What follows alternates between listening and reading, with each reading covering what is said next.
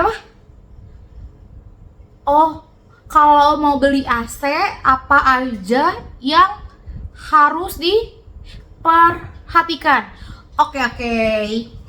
Halo teman-teman, ini sharing-sharing aja ya. Jadi kalau teman-teman mau beli AC, yang pertama kali harus teman-teman perhatikan itu adalah berapa budget teman-teman nih buat beli AC gitu. Jangan kalian termakan nih dengan AC yang ini bagus kak.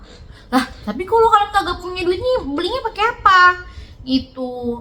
Jadi kalau di kita akan rekomendasi sesuai dengan budget teman-teman gitu. Jangan sampai memberatkan teman-teman gitu beli AC tuh, karena kan di sini udah panas banget ya teman-teman. Memang udah jadi kebutuhan lah, bukan keinginan atau barang-barang tersier lagi AC tuh sekarang. Terus yang kedua, teman-teman itu harus beli AC sesuai dengan kapasitas. Kapasitas tuh yang mana sih kak? Setengah PK, 1 PK, 1,5 PK, 2 PK, itu namanya kapasitas ya teman-teman. Jangan sampai teman-teman kayak yang harusnya ruangannya 1 PK, teman-teman belinya setengah PK. Itu AC-nya udah bekerja keras banget gitu ya buat mendinginkan ruangan, tapi gimana? Masih belum dingin-dingin tuh ruangan. Bukan, jangan salahin AC-nya ya. Ini salahin kalian yang salah beli AC kapasitas yang salah gitu. Jangan. Terus juga ada sering beberapa kali customer aku suka tanya, kak aku mau beli AC 1 tapi ruangannya 2, nanti aku bolongin nih, nanti taruhnya di tengah-tengah. Sebenarnya aku kurang begitu rekomen. Kalau misalnya teman-teman punya kasus kayak gitu, aku biasanya rekomendasi kalau emang pengen banget kita bisa pasang, tapi kita nggak rekomen. Terus yang kedua, aku lebih rekomen teman-teman tabung dulu nanti baru beli lagi. Atau yang ketiga, teman-teman boleh beli ada namanya air cooler. Kalau di kita sih lagi rame merek Akul, merek Gri, brandnya Gri. AC-nya bukan AC-nya, barangnya namanya Akul. Ada Akul 4, ada Akul 6 gitu. Nanti kalian bisa lihat, aku kasih deskripsinya ya di bawah. Oke? Aku lebih rekomen itu lumayan ada hawa-hawa dinginnya, asal kalian punya kulkas di rumah. Oke? Terus yang ketiga adalah yang instalasi. 70-80%. Ini kata brand ya teman-teman, bukan brand yang di belakang doang. Kayak aku pelatihan di beberapa brand, mereka selalu bilang 70-80% AC rusak. Itu faktornya adalah kesalahan instalasi pertama gitu. Jadi teman-teman tolong banget ya, kalau mau instalasi AC panggil teknisi AC, jangan tukang. Oke? Jangan tukang sembarangan yang kalian panggil. Karena AC kan sekarang udah harganya lumayan ya teman-teman. Kalian panggil teknisi AC sama tukang AC paling bedanya berapa ratus ribu. Tapi yang menjadi taruhan adalah barangnya itu sendiri. Yang pertama, yang kedua adalah kenyamanan teman-teman. Yang ketiga, kalau rusak AC itu bisa komplikasi gitu ya. Harusnya servis cuma berapa rupiah jadi bisa berapa ratus ribu rupiah, bahkan berjuta-juta rupiah gitu. Kalau misalnya yang instalasi pertama itu kurang begitu handal, makanya teman-teman belilah, pasanglah AC di AC-AC spesialis macam Aki di pusat AC Depok. Bisa banget ya guys gitu.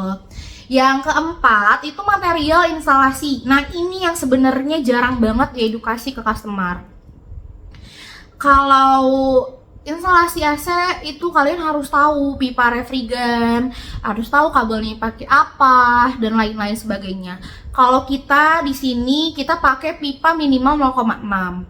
Tapi biasanya kalau di rumah-rumah paling 0,6 sampai 0,8 seperti itu teman-teman. Tapi kalau di toko-toko lain aku nggak tahu ya. Kalian teman bisa cek aja di toko-toko lain mereka pakai pipa tebelnya berapa. Seperti itu teman-teman. Terus yang kedua kabel. Kalau aku sih pakainya kabelnya mereknya Jembo. Memang kurang begitu terkenal, tapi Jembo ini oke banget karena aku langsung dari pabriknya. Harganya juga lumayan murah. Kalau kualitas sih mungkin lebih bagus daripada Eterna ya kalau menurut aku ya. Dan menurut teknisi-teknisi yang udah pasang pakai kabel Jembo ini gitu. Jadi kalau buat teknisi juga yang lagi ada project dimanapun, bisa juga beli kabelnya sama aku ya. Di sini di pusat AC Depok, kalau misalnya mau lihat kabelnya kayak gimana, datang aja ke toko, nanti aku potongin beberapa senti untuk lihat kualitasnya kayak gimana gitu. Ada ukuran apa aja, bisa custom dan lain sebagainya. Aku berani jamin harganya setara Eterna, tapi secara kualitas di atas Eterna. Selain itu juga kalau duct tape sih ya so-so lah teman-teman, pakai merek apa aja oke. Terus kalau drain sesuai dengan kebutuhan, bisa pakai selang, bisa pakai pipa PVC itu terserah. Terus yang kelima sebenarnya bracket. Bracket ini kalau aku pakainya dado sih, itu 2 mili tebelnya gitu. Tapi yang penting jangan yang tipis-tipis banget, karena aku pernah nemuin kayak dia katanya baru instalasi 1 tahun tapi bracketnya tuh penyok gitu loh teman-teman gitu. Jadi kalian juga harus perhatiin di situ ya. Kalau teman-teman misalnya jauh banget kah, di sini nggak ada yang jual bracket dado, kalian bisa juga kok pesen di Tokopedia kita atau di TikTok kita juga ada kok. Terus yang terakhir ini nggak kelihatan. Jadi ada namanya cover pipa, namanya Rifeng, cover pipa Rifeng. Itu aku suka rekomendasi daripada teman-teman ditanam. Itu kan susah kalau kita nanti in case ada apa-apa ya teman-teman. Itu ada pipa Rivo namanya. Nanti kita kasih videonya Rivo tuh Rifeng. Nah, kalau Daikin namanya Rivo, tapi ada brand lain namanya Rifeng gitu ya. Si Rivo ini cover pipanya kayak gimana bentukannya, nanti aku kasih di deskripsi yang di bawah, teman-teman bisa lihat gitu. Itu ya udah keberapa nih material 4 ya.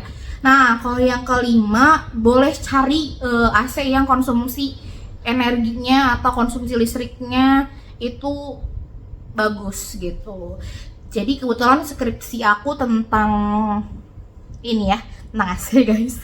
Jadi kalau di Asia Tenggara ternyata 70%, tapi aku juga lupa sih berapa persen. Seingatku 70%, nanti kulihat lagi skripsinya.